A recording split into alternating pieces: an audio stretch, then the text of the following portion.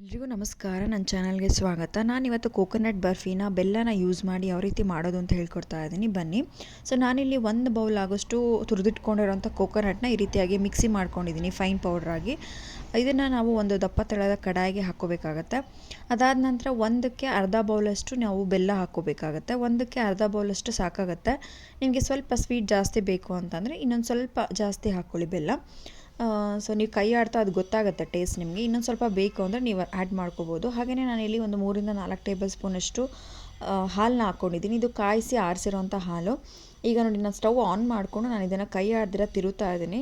ಇದು ಎಲ್ಲವುದು ಚೆನ್ನಾಗಿ ಬೆಲ್ಲ, ಅದಕ್ಕೆ ಕಾಯಿ ಬೆಲ್ಲ ಎಲ್ಲ ಚೆನ್ನಾಗಿ ಮಿಕ್ಸ್ ಆಗಬೇಕು. ಸೊ ಆ ರೀತಿಯಾಗಿ ಚೆನ್ನಾಗಿ ಅದನ್ನು ಕೈ ಆಡ್ಕೋತಾ ಇರಿ. ಸೊ ಇದಕ್ಕೆ ನಾನಿವಾಗ ಏಲಕ್ಕಿ ಪುಡಿ ಹಾಗೆಯೇ ಹಾಲಿನ ಪುಡಿನ ಹಾಕ್ಕೊಂಡಿದ್ದೀನಿ. ಹಾಲಿನ ಪುಡಿ ಹಾಕೋದ್ರಿಂದ ಎಕ್ಸ್ಟ್ರಾ ಟೇಸ್ಟ್ ತುಂಬ ಚೆನ್ನಾಗಿ ಬರುತ್ತೆ, ಒಂದು ಎಕ್ಸ್ಟ್ರಾ ಫ್ಲೇವರ್ ಕೊಡುತ್ತೆ, ಅದಕ್ಕೋಸ್ಕರ ಹಾಕಿದ್ದೀನಿ.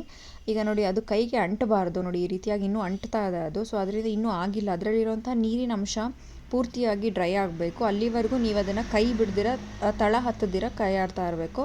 ಸೊ ಇವಾಗ ಅದು ಕೈಗೆ ಅಂಟಲಿಲ್ಲ, ನೋಡಿದ್ರಲ್ಲ.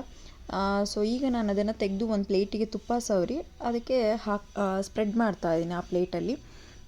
ಸೊ ಈ ರೀತಿಯಾಗಿ ನೀಟಾಗಿ ಒಂದೇ ಈಕ್ವಲ್ ಇದರಲ್ಲಿ ಅದನ್ನು ಸ್ಪ್ರೆಡ್ ಮಾಡ್ಕೊಳ್ಳಿ.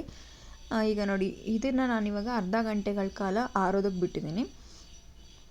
ಸೊ ಇದು ಅರ್ಧ ಗಂಟೆಗಳಾದ ನಂತರ ನೋಡಿ ಆರಿದೆ. ನಾನಿವಾಗ ಚಾಕುವಿಂದ ನಾನು ಇದನ್ನು ಕಟ್ ಮಾಡ್ಕೊತಾ ಇದ್ದೀನಿ. ನಿಮಗೆ ಯಾವ ಶೇಪಲ್ಲಿ ಬೇಕೋ ಆ ಶೇಪಲ್ಲಿ ಕಟ್ ಮಾಡ್ಕೋಬೋದು.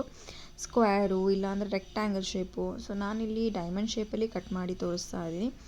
ಸೊ ನೀವು ಇದನ್ನು ಕಂಪ್ಲೀಟಾಗಿ ಅದರಲ್ಲಿರೋಂಥ ನೀರಿನಂಶ ಹೋಗೋವರೆಗೂ ಕೈ ಆಡಿ ನೀವು ಮಾಡಿದ್ರಷ್ಟೇ ಇದು ತುಂಬ ಚೆನ್ನಾಗಿ ಬರುತ್ತೆ, ಗಟ್ಟಿಯಾಗಿ ಥಿಕ್ಕಾಗಿ ಬರುತ್ತೆ. ಇಲ್ಲ ಅಂದರೆ ಇದು ಮೆತ್ತಗೆ ಆಗಿಬಿಡುತ್ತೆ.